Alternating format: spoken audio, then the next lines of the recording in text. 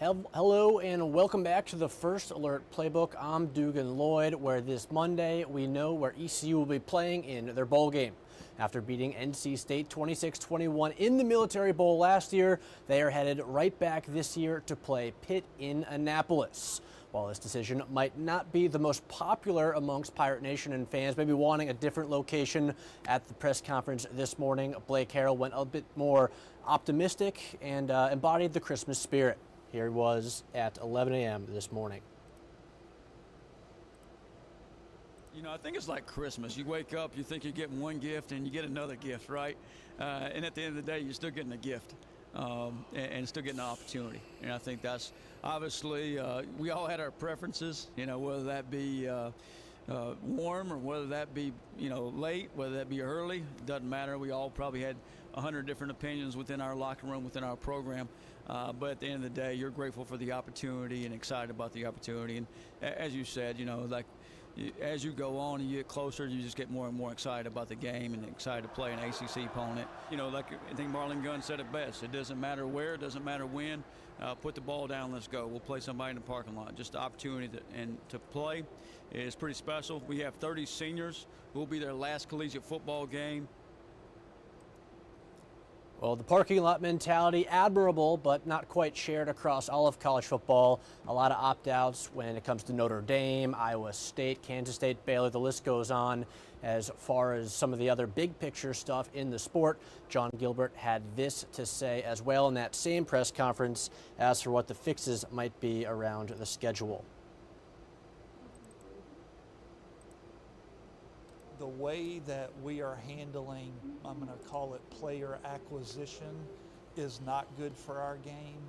And that player acquisition starts sometime before the end of your regular season, where teams start calling other teams and saying, hey, come get in the portal and we'll pay you more money to do that.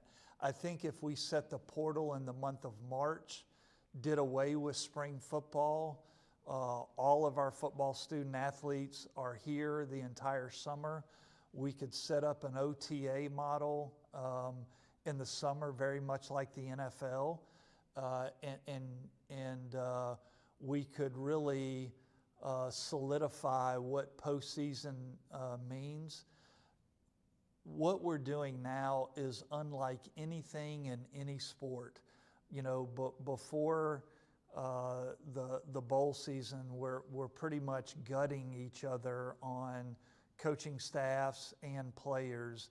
And I think until we settle the player acquisition piece, you know, we're going to continue to see the chaos that we saw yesterday.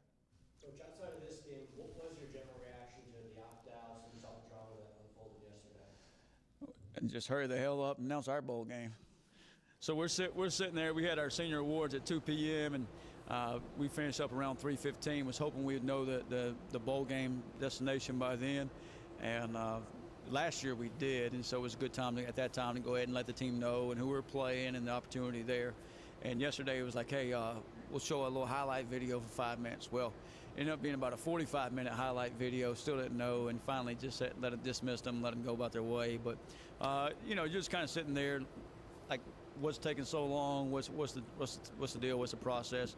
And there's a lot of other things you can talk about, but control what we control. Take care of us, and that's all I care about. It's our football team, our program, how we're going to win a game, and our players. And at the end of the day, Iowa State or Kansas State or Notre Dame, that's their problem. Well, as for this upcoming matchup on December 27th, the Pitt Panthers also 8-4, just like ECU, as both teams looking for their first 9-win season in a little while. Let's take a look at that matchup here, heading to Annapolis.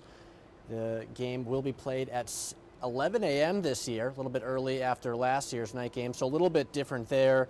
All time, this is the 5th meeting between the schools as the series tied at 2-2 right now, so a bit of a rubber match coming up.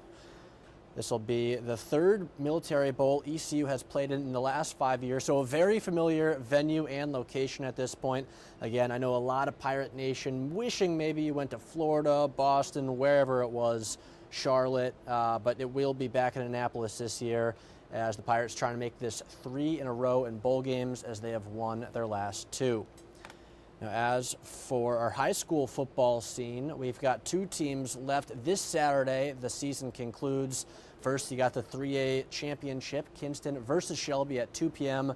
That one's in Durham. And then our 2A championship at Lenore-Rhine. Tarboro in 2A looking to repeat at state champ against Murphy. That kicks off at 5 p.m. And then highlights from both of them, of course, can be found on WITN at 11 p.m. We thank you for watching this week as well. Next week it will be back to 2:30 for the First Alert Playbook here on Sports. Thanks for watching. I'm Dugan Lloyd.